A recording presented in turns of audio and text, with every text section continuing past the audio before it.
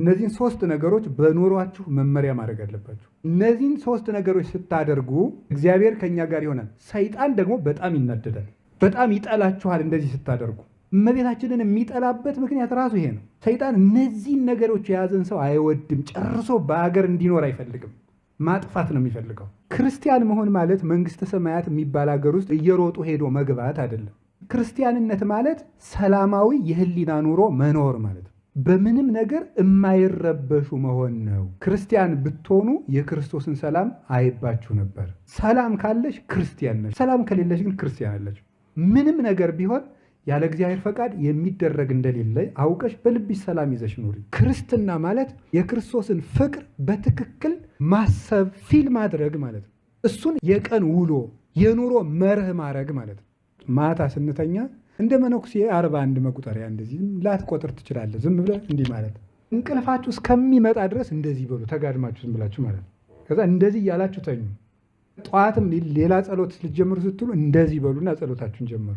መኪና ውስጥም ገብታችሁ ዝም ብላችሁ ታክሲ ውስጥ ይሁን የትም ውስጥ ሆኑ፣ ዝም ብላችሁ የትም ውስጥ ናችሁ ግጥም አድርገህ አንደበትህን እንደዚህ በሉ ዝም ብላችሁ። በቃ በሰይጣንና በሆኑ ሰዎች ማመካኘትን ካላቆምን ወደ ክርስቶስ መድረስ አንችልም። ውሸታም ሰዎች ቀጥታ የሚቃረኑት ከእግዚአብሔር ጋር የእግዚአብሔር ባላጋሮች ናቸው። አትዋሹ ነው፣ እውነተኛ ሁኑ። ማስመሰል ይጎዳል ያጋልጣልም። እንዴ እኔ እኮ ውሸታም አይደለሁም። ብዙ ውሸታም ሰዎች በሰላማቸው ነው የሚኖሩ።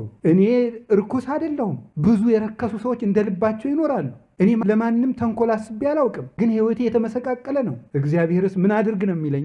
ያላመኑ ሰዎች ትንሽ እየነገሩ ይሳካላቸዋል። እኔ ጭራሽ ስጸልይስ ባሰኝ እንድንል ማለት ነው። ሰዎች ሃይማኖተኛ መሆን እፈልጋለሁ ማለት ሲጀምሩ ሰይጣን የሚታገላቸው ገንዘባቸው ላይ በመታገል ነው። ሁልጊዜ እንዳይሳካላቸው ማድረግ ነው። ማጉደል፣ ሲነግዱ ማክሰር፣ ሲማሩ ማክሰር፣ ሲሾሙ ማክሰር፣ ሲያበድሩ እንዲከዱ ማድረግ። እግዚአብሔርን ታገስ፣ ጠብቀው፣ በርታ፣ ልብህም ይጽና። እምነት ከድንግል ማርያም ጀርባ ላይ አለ አዝላው። እምነት በማህፀኗ አደረ። የሚታመነው አምላክ እምነት በእሷ አቅፍ ውስጥ ነበር። የእምነት ሀገር ናት እመቤታችን፣ ሀገረ እግዚአብሔር። ንጉሥ ከከተማው ይገኛል፣ እግዚአብሔር ከማርያም ማህፀን ይገኛል። ለንጉሥ ማመልከቻውን መንገድ የሚፈልግ ሁሉ ንጉሥ ወዳለበት ከተማ ነው የሚሄደው። እግዚአብሔርን ማግኘት የሚፈልግ ሁሉ እግዚአብሔር ከተማው እመቤታችን ናት። 9 ወር ከ5 ቀን የከተመባት ያልጠበበችው በቂ ከተማ። አዳም ያልሆንለትን፣ አረጋዊ አብርሃም ያልሆንለትን፣ ማቱሳላ በ969 ዓመቱ ያልገለጠውን ብርሃን 15 ዓመት ብላቴና ዘመናትን አስረጅቶ የሚኖረውን አምላክ ታቅፋ ብርሃን ወደ ምድር እንዲወርድ አደረገች። ድንግል ማርያም ሃይማኖትን የምትሸፍን ሳትሆን ሃይማኖትን የምትገልጥ ናት። ኮርማዎች ታረዱ፣ ፍየሎች ታረዱ፣ ርግቦች ተሰዉ፣ ወይፈኖች ተሰዉ። ምንም ጠብ ያለ ነገር የለም። አሁን ግን አንዱ በቃይ ጽዋ ከንጽሕት አዳራሽ ከእመቤታችን ተቀዳ። አያዳግምም። አንድ ጊዜ ሙቶ ዓለምን አጠገበ። አንድ ጊዜ ተቆርሶ ዓለምን አጠገበ። አንድ ጊዜ ተቀበረ። አንድ ጊዜ ሞትን ገደለው።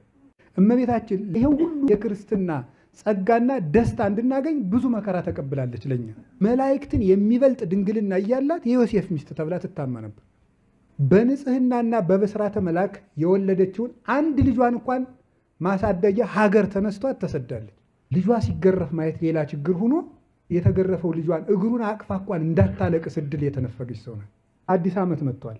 በዚህ ዓመት በቃ በክርስቶስ መደሰት የሚል እቅድ አውጡ። በጣም ለብዙ ዓመታት ኃጢአተኛ ሆነ ከሆነ እንደዚህ አድርጌ አትበል። ዝም ብለህ ተውና ክርስቶስ እንዲያርጎልኝ እያልክ የእሱን ብቻ ቁጥር። ክፉን በመቁጠር ከኃጢአት መውጣት አይቻልም። በጎን በመቁጠር ክርስቶስን ፈልግ።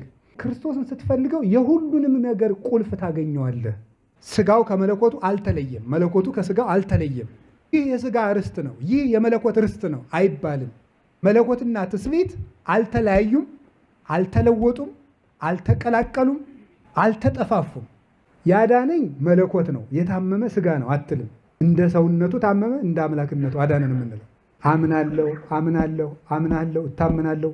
መለኮቱ ከስጋው ስጋው ከመለኮቱ ለቅጽበት ያህል እንኳን እንዳልተለየ ይሄን አምናለሁ። የምናመልከው ክርስቶስ ይሄ ነው። እመቤታችን አንድ ናት። ድንግል ደግሞ እናት ናት። ክርስቶስ አምላክ ነው፣ ሰው ነው፣ ግን አንድ ነው። እመቤታችን የሕይወት ውሃን ስለተሸከመች ስጋዋ አልፈረሰም።